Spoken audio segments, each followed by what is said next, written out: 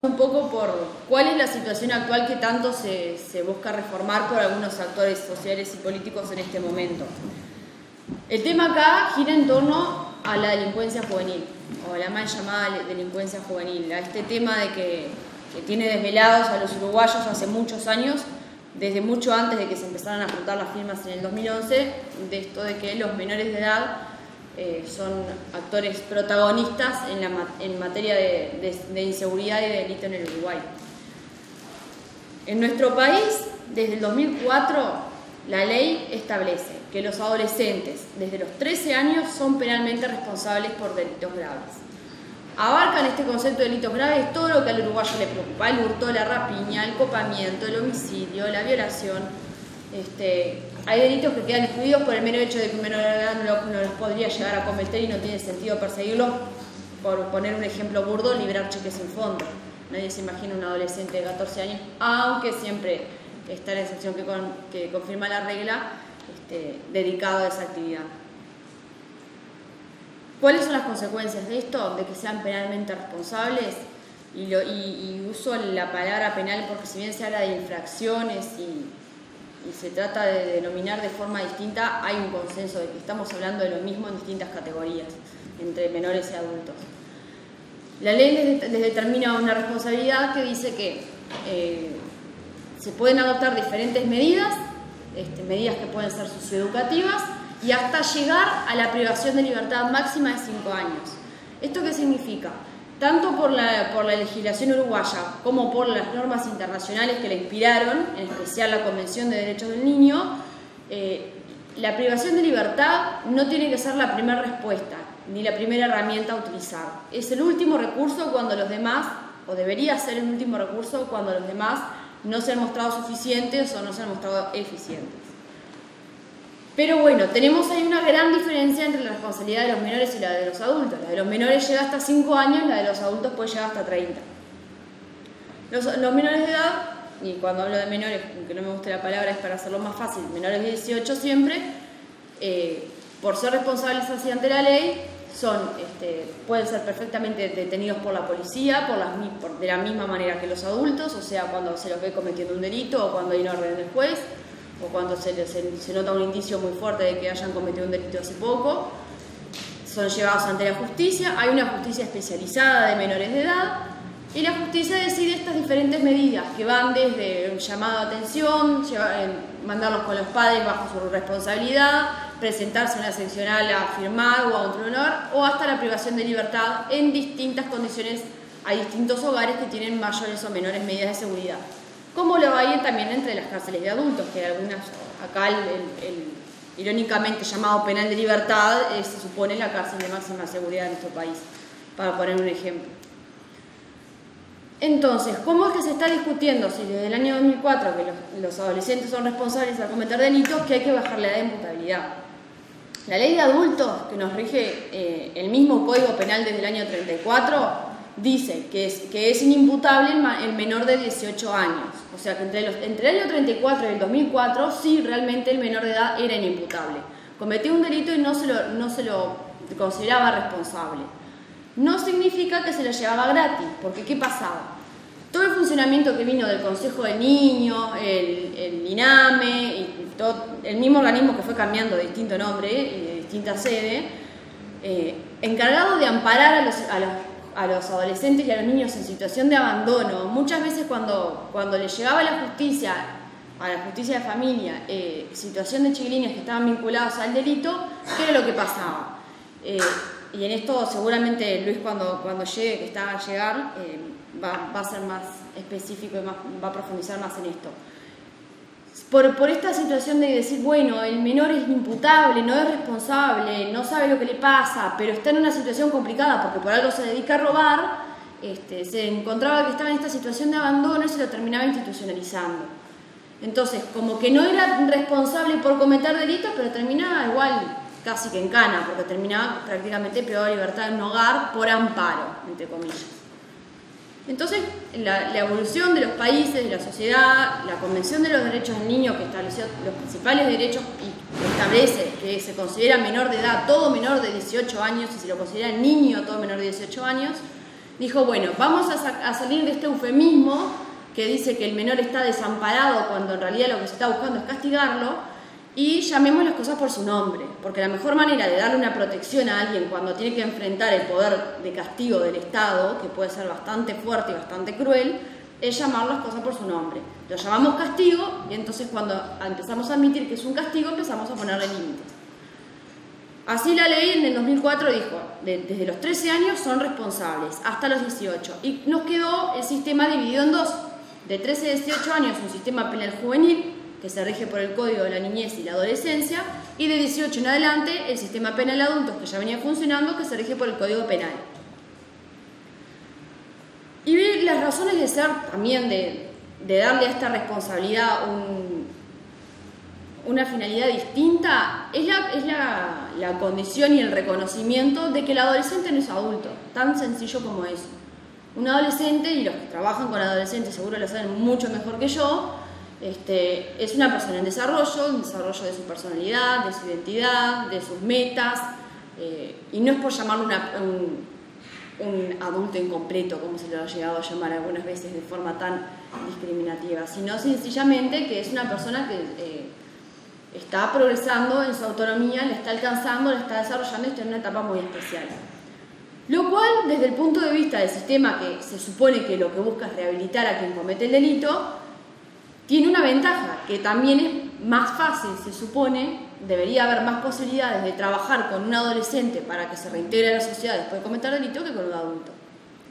Y eso es para que ya nos vayamos poniendo un poco a pensar que si hoy en día el Estado tiene hasta 5 años para trabajar con un adolescente cuando comete delitos y no puede llegar a enseñarle que una rapiña no es una cosa buena y que tiene que salir de eso, tal vez el fracaso no sea tanto del propio adolescente, sino del Estado que trabaja con él. Entonces, ¿a qué viene todo este tema de la reforma y la baja de imputabilidad? Lo que se propone en la reforma por la que se juntó firmas y que se va a votar en octubre es que a los adolescentes entre 16 y 18 años se los castigue con el sistema de adultos, lo cual implica un aumento exacerbado de las penas que se les va a aplicar. Esto por sí solo es bastante nocivo, bastante grave por las consecuencias que tiene, pero peor aún es que la reforma toda en su contenido, como tiene 4 pilares que ahora les voy a contar cuáles son, se disfraza como que no es solamente un aumento de penas, cuando en realidad sí lo termina siendo. Paso a explicarme. La reforma trae 4 propuestas, básicamente. El castigar a los adolescentes entre 16 y 18 como adultos cuando cometen ciertos delitos, que ahora vamos a hablar de cuáles son. El conservar los antecedentes de los menores de edad cuando cometen delitos para que influyan en la cantidad de pena que se les va a aplicar cuando cometen delitos nuevamente después de los 18 años. El agravar las penas para los adultos que usan a los menores para cometer delitos. Y el crear un instituto, un servicio descentralizado que se encargue de la rehabilitación de los menores que cometen delitos. Entonces, primero, esto de castigar a los menores desde los 16 años por determinados delitos como si fueran adultos.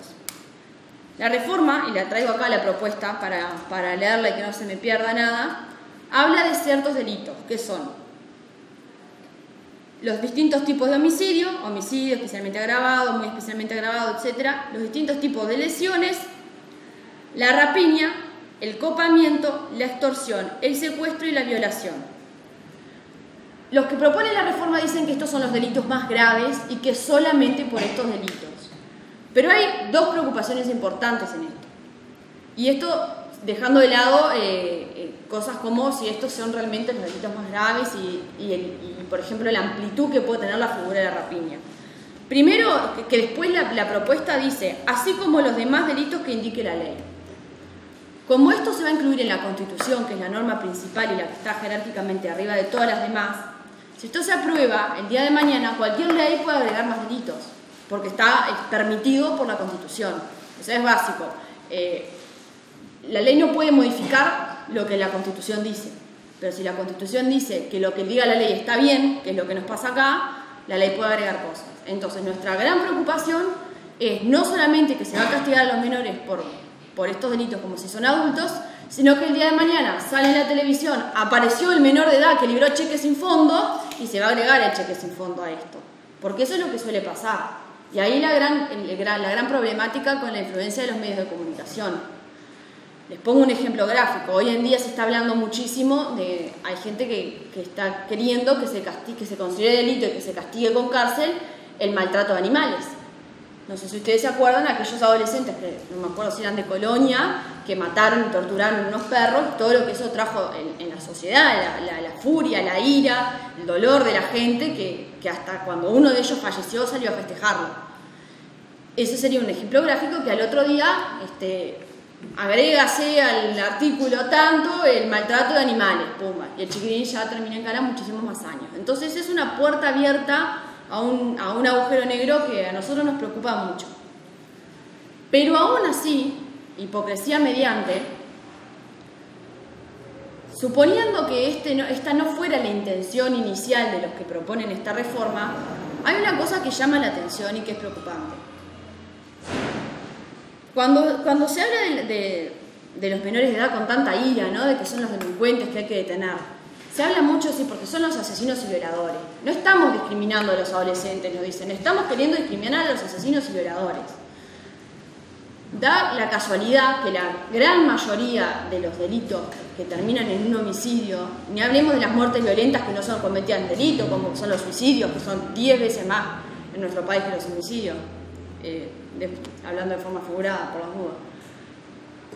Pero, por ejemplo, esta reforma no incluye ni el narcotráfico, ni ningún delito vinculado con droga, ni el delito de violencia doméstica, que son los dos grandes pilares de muerte y de violencia en nuestro país.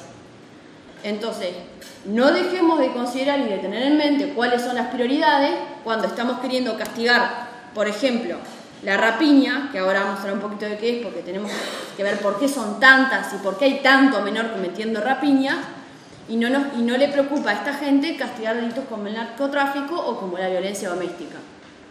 Si tengo que ser sincera, yo creo que ni siquiera fue una cuestión de prioridades, fue una cuestión de hacer las cosas a lo apurado.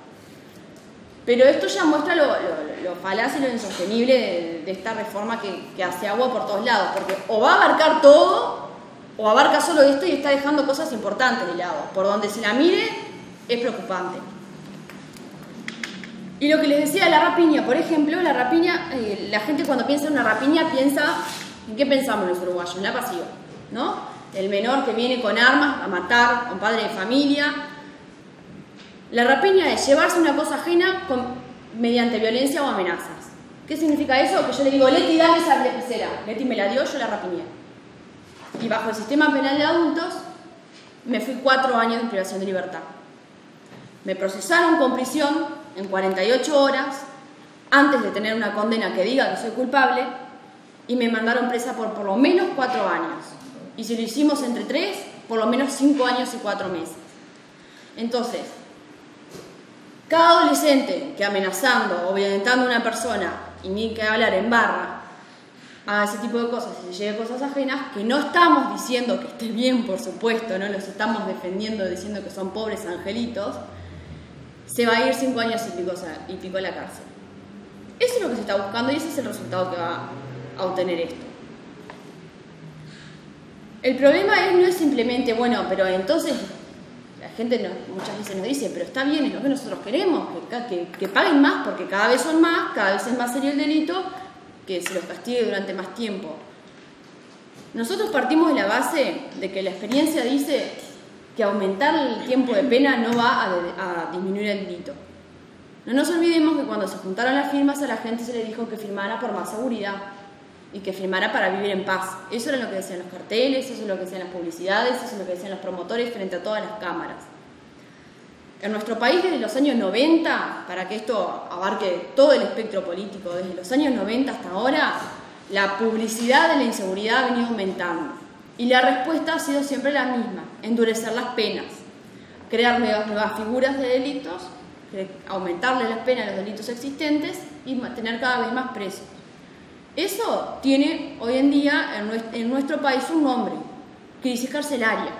Todo lo que ustedes escuchan hablar del hacinamiento, del estado de las cárceles, de que las plazas nunca alcanzan, de que la cárcel es una universidad del delito, todo eso es producto de la forma en que funciona nuestro sistema, que es un carrito de hamburguesas que en vez de hamburguesas saca precio y que no está directamente proporcionado con la cantidad de delito que se comete. Simplemente en la forma que funciona, porque cada vez más cosas son consideradas delitos y cada vez los delitos tienen penas más graves, no se llega a desagotar. De hecho, nuestro sistema carcelario en población viene creciendo, en la población adulta alrededor de un 7% por año. Entonces, la consecuencia de seguir en esta lógica es simplemente la saturación de cuanto sistema haya. Y esto lo ha dicho, por ejemplo, recientemente, y primero, claro, por las dudas, y disculpen si voy para atrás y para adelante, cualquier cosa me interrumpen. El paralelismo que hago todo el tiempo con el sistema de adultos es sencillamente porque recordemos que es lo que quieren aplicar a los menores, ¿no? Y no nos olvidemos, porque hay un consenso casi universal en nuestro país de que el sistema de adultos está funcionando mal, de todos los partidos, de todas las agencias del gobierno, de todos los lugares académicos, todo el mundo dice que funciona mal. Pero lo están proponiendo como solución para el delito adolescente, entonces es bastante ilógico. Y el gran problema de seguir en esta lógica es que vamos a seguir saturando las plazas de menores y no hay forma humana de que esto termine en buen destino. ¿Por qué? Vamos a otro pilar de la propuesta, este supuesto sistema descentralizado para institucionalizar y socializar a los menores. En el Uruguay el INAU es el encargado de muchísimas cosas en materia de infancia y adolescencia, entre ellas la privación de libertad de los menores y todo lo que tenga que ver con menores en infracción con la ley. En el año 2011 se aprobó por consenso de partidos políticos el SIRPA, el Sistema de Responsabilidad Penal Adolescente, que es una dependencia del INAU, que es el sistema dentro de la órbita del INAU que se encarga de esto, de los adolescentes en infracción con la ley penal. Tiene sus virtudes, tiene sus defectos, tiene fallas, seguramente, y de muchas hemos sabido y muchas han mejorado. La cuestión es que se propone como la panacea, como la gran mejora de toda esta problemática, sacar a todo este sistema de penalizar a los adolescentes de la órbita del INAU y crear algo nuevo, un servicio descentralizado, que esto implicaría que sea un organismo totalmente distinto, con su propio presupuesto, con mucha más autonomía y demás. O sea, el INAU por un lado, el nuevo instituto por el otro. Entonces ahí es donde nos empiezan a decir, nosotros no queremos simplemente encerrarnos más tiempo, vamos a crear un instituto que va a ser, parece que fantástico. La reforma, por ser constitucional, no entra en grandes detalles. Entonces, si esto se aprueba, ese instituto va a haber que hacer una ley orgánica, un decreto que diga cómo va a funcionar, va a haber que darle presupuesto, no sé si crear un impuesto del nuevo servicio descentralizado, porque de algún lado va a haber que sacar plata, porque aparte esto no implica, le va a sacar trabajo al INAU, pero no creo que implique reducir el presupuesto del INAU. Entonces, vamos a tener que crear todo otro nuevo sistema y mantenerlo financieramente. Va a haber que conseguir recursos humanos, y esto, suponiendo que funcione de la forma ideal que pareciera que nos dicen que va a funcionar, va a llevar plata, pero además va a llevar tiempo. Entonces, por un lado, mientras tanto, el engranaje ya va a estar funcionando. La reforma se va a aplicar desde el otro día a que se apruebe el plebiscito, porque dice que es de aplicación inmediata.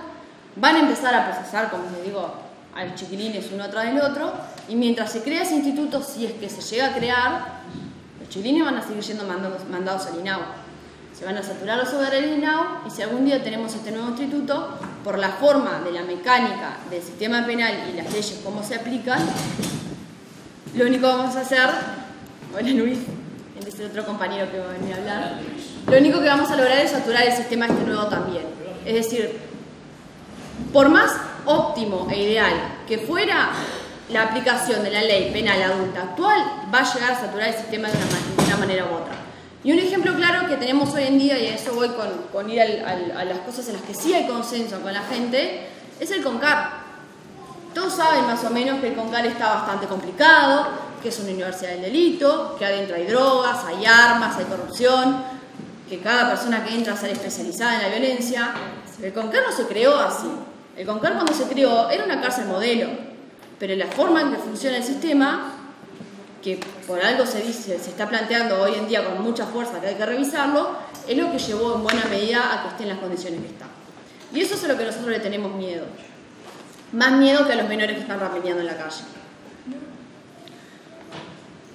El tema de los antecedentes es bastante crítico. Por un lado, porque es mentira que los antecedentes de los adolescentes hoy en día no pesan. A raíz de toda esta movida de preocupación por el delito adolescente, se aprobó una ley que dice que los antecedentes de los adolescentes se pueden tener en consideración hasta por 2 años. Entonces, para el caso de los delitos graves, que queda en decisión del juez considerarlos en la actualidad. Para nosotros eso es más que suficiente. Condenar a un adolescente por cometer un delito debería ser suficiente como para encima después, si vuelve a cometer un delito, castigarlo por ese nuevo delito, más por el delito anterior, que es donde lleva el agregado de pena por tener antecedentes, durante un periodo de tiempo. La diferencia de esta propuesta es que no establece ese determinado periodo de tiempo y establece que es preceptivo y se considera los antecedentes. Entonces un chiquilín de 16 años comete una rapiña, va preso durante 4, 5, 6 años, sale y a los 40 años libra el cheque sin fondo del que venimos hablando hoy y le van a dar la pena del cheque sin fondo con un extra porque cuando era adolescente cometió una rapiña. Nos parece bastante insensato y bastante poca garantía de que se va a bajar el delito, porque estamos pensando en que esto se prometió para lograr seguridad, ¿no?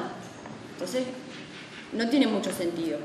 Y volvemos a compararnos con el sistema penal adulto, en el que sí pesan los antecedentes, aunque de forma más leve que acá, y la reincidencia es de alrededor del 70%.